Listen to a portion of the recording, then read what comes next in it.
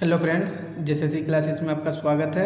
आज हम लोग बनफुल भागवन का एक कविता देखने जा रहे हैं। कविता का नाम है मेल मिलाप। ठीक है, कौन लिखा है? तो पांडे दुर्गानाथ राय। याद रखिएगा, मेल मिलाप कविता है, लिखा कौन है? पांडे दुर्गानाथ राय।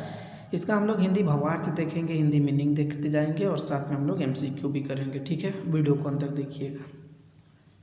कविता का नाम है मेल मिलाप, पांडे दुर्गानाथ राय। ठीक है, पढ़ते हैं। हाय हाय रे केखो आन मती बुझू गोया, ख्याल राखूं नाता दादा भैया भाई, केखो आन मती बुझू गोया। ठीक है, यहाँ पे आन मतलब देखिए, आन मतलब होता है आन मान होता है ना, जैसे शान हो गया इस टाइप का। लेकिन यहाँ पे आन का मतलब बोला जा रहा है पराया। ठीक है, पराया आन का मतलब। ठीक है, आन वर्ड जनरली यूज होता है कैसे कि वो अपना आन में रहता है, अपना घमंड में रहता है, गर्व में रहता है। लेकिन यहाँ पे होगा प्राया। ठीक है, कविता के अनुसार।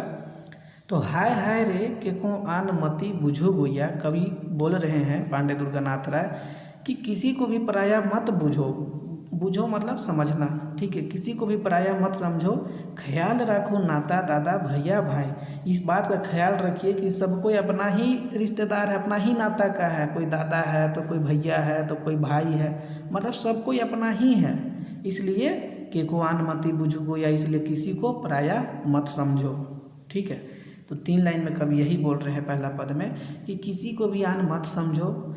हर कोई अपना ही आदमी है, कोई दादा है तो कोई भाई है तो कोई भैया है, इसीलिए किसी को पराया मत समझो। ठीक है, आगे देखिए। उराव सदान ईसाई मुसलमान मुंडा औरो जतिया, सभे है कि हिये के रहैया रहैया भाई, केखो आन मती बुझू गोया।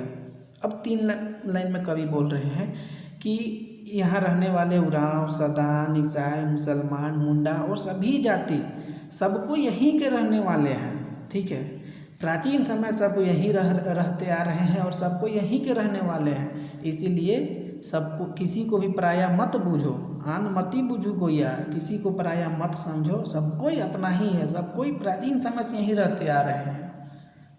ठीक है, आगे देखिए।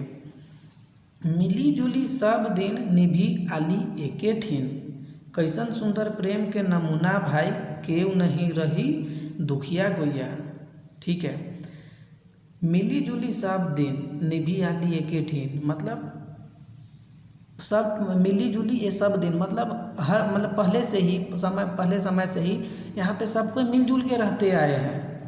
निभी आली एके ठीन, यही जगह पे सबको एक ही जगह पे मिलजुल के रहते आए हैं। कैसन सुंदर प्रेम के नमूना भाई, और कितना सुंदर प्रेम का नमूना प्रस्तुत करते थे। सबको जब मिलजुल के साथ रहते थे तो कितना सुंदर प्रेम का नमूना पेश करते थे, और उस समय कोई दुखी नहीं रहता था। ठीक है, केव नहीं रही दुखिया गुया, कोई दुखी नहीं रहता।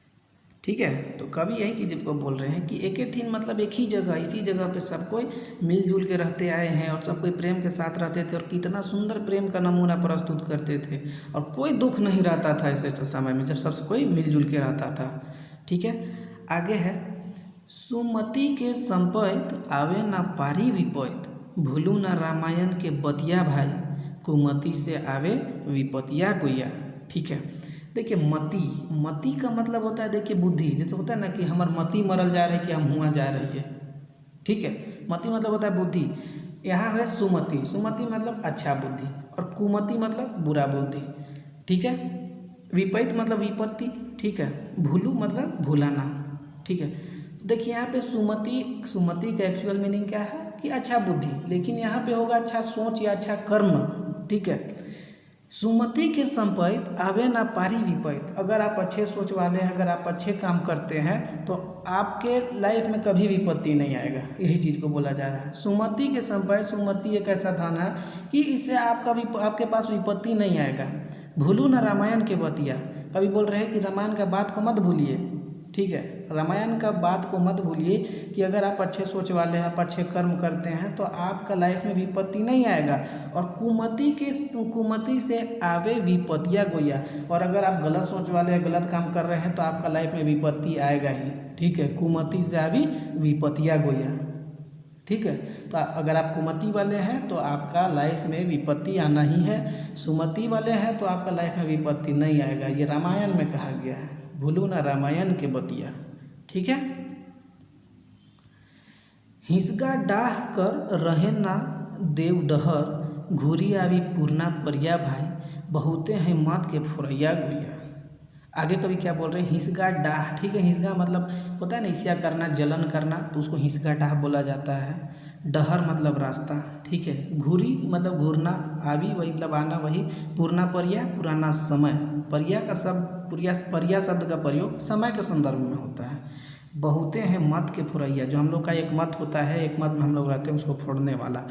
तो ये 3 पद में कवि क्या बोल रही है 3 लाइन में, हिसगा डाह कर रहे ना देव डहर, घूरी आवी पूर्णा परिया भाई। कवि बोल रहे हैं कि हिसगा डाह मतलब ईर्ष्या करना, जलन या फिर लड़ाई झगड़ा का कोई रास्ता नहीं है।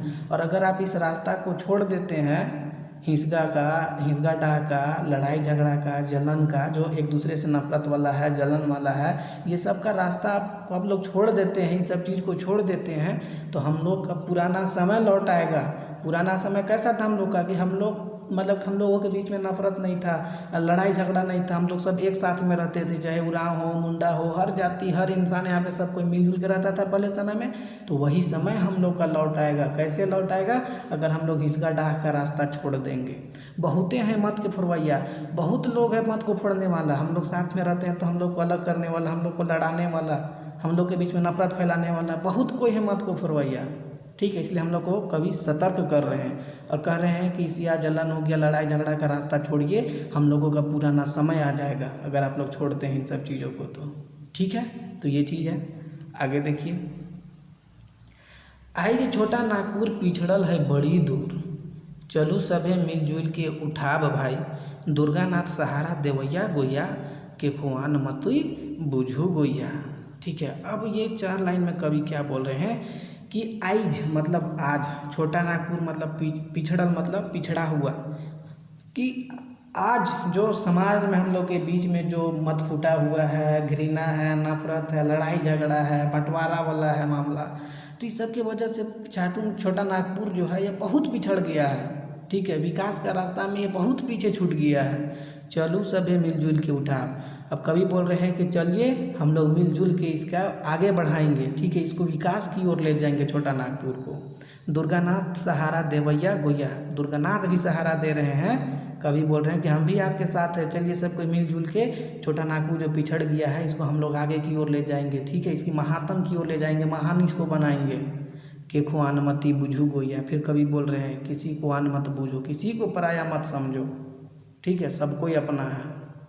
ठीक है। तो ये था कविता मेल मिलाप, मतलब इसमें हम लोग को मेल मिलाप मतलब मिलजुल के रहने बोला जा रहा है। पांडे दुर्गानाथ राय बोल रहे हैं मिलजुल के रहिए और छोटा नागपुर को विकास कीजिए। ठीक है। अब हम लोग MCQ देखते हैं।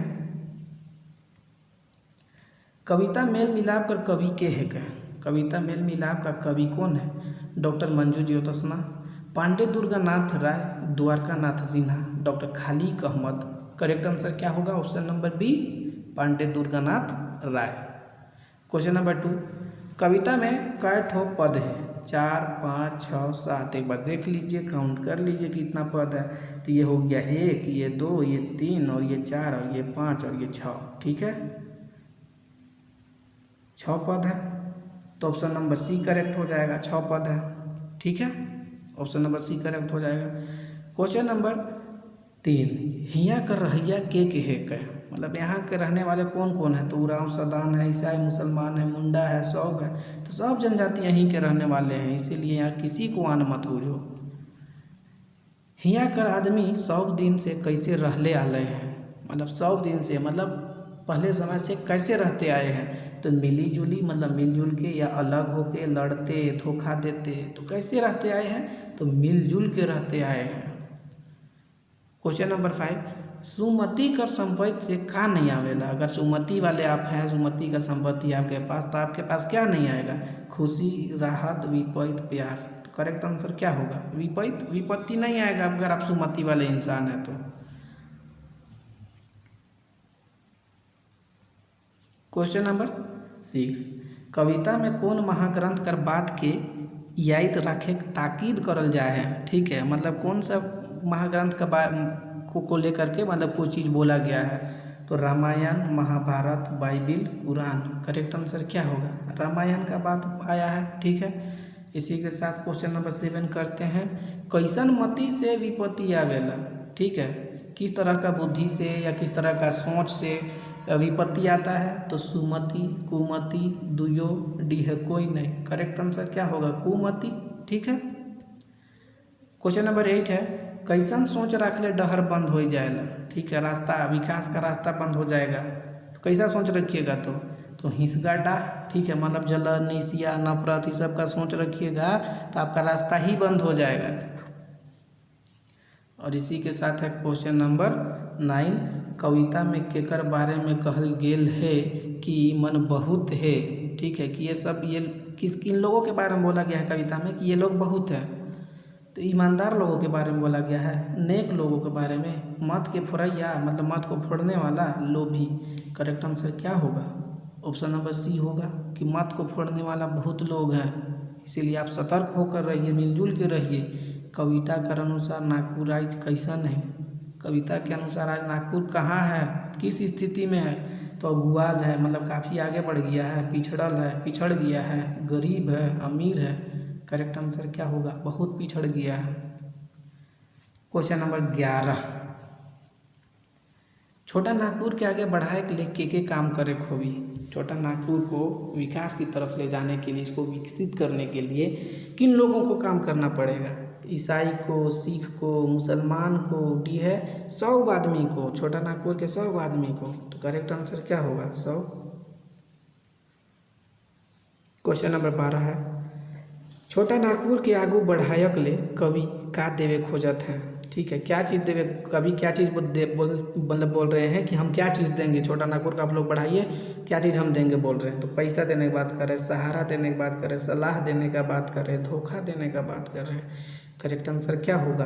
पांडे दुर्गानाथ राय बोल रहे हैं कि आप छोटा नागपुर का आगे बढ़ाने में हम भी आपका साथ देंगे। ठीक है, आपका सहारा देंगे। कविता कर धुआं पंक्ति का है के? धुआं पंक्ति ठीक है, बार बार बता चुके हैं। ख्याल राखू दादा भैया, कुमति से विपत्ति भैया, बहुत है मत के फुरैया, केखू आन मति बुझू गोया। करेक्ट आंसर क्या होगा? ऑप्शन नंबर डी, केखू आन मति बुझू गोया। और अगर आप बनफुल का नागपुरी व्याकरण का मतलब LDC में जो भी आपका नागपुरी का सिलेबस है, उस सिलेबस का कंप्लीट PDF चाहते हैं तो आपको 250 रुपीज़ में कंप्लीट PDF मिल जाएगा। PDF के लिए डिस्क्रिप्शन में व्हाट्सएप नंबर है, उस पर आप लोग कॉन्टेक्ट कर सकते हैं। और डिस्क्रिप्शन में ही व्हाट्सएप ग्रुप का लिंक है जिसमें आप लोग ऐड भी हो सकते हैं। ठीक है, क्वेश्चन नंबर 14। कवि हामिन के केखू का नहीं बुझे कहते? क्या नहीं बुझने बोल रहे हैं किसी को? कि गरीब, अमीर, आन, ऊंच नीच। करेक्ट आंसर क्या होगा? आन नहीं बुझने बोल रहे हैं। 15 है। हिंसगा डाह छोड़ले का होई? हिंसगा डाह मतलब ईर्ष्या, नफरत, घृणा, इन सब का अगर रास्ता को हम लोग छोड़ देंगे तो क्या होगा? पैसा मिली, पूर्णा परिया घूर आवी, विवाद बढ़ी। करेक्ट आंसर क्या होगा? पूर्णा परिया में हम लोग का पुराना समय लौट आएगा। और पुराना समय में हम लोग कैसे थे? तो मिलजुल के रहते थे। हम लोगों के बीच में आज जो नफरत, घृणा है वो सब नहीं था। हम लोग सब खुशी के साथ रहते थे एक दूसरे से मिलजुल के। तो वही समय हम लोग का लौट आएगा। ठीक है, तो हम लोग 15 क्वेश्चन भी किए। ठीक है, आई होप कि वीडियो आप लोग को अच्छा लगा होगा, आप लोगों को काफ़ी समझ में आया होगा, हर चीज़ क्लियर हो गया होगा। तो अब हम लोग नेक्स्ट वीडियो में मिलेंगे, तब तक अपना ख्याल रखिए और पढ़ते रहिए। फिर मिलते हैं। Thank you.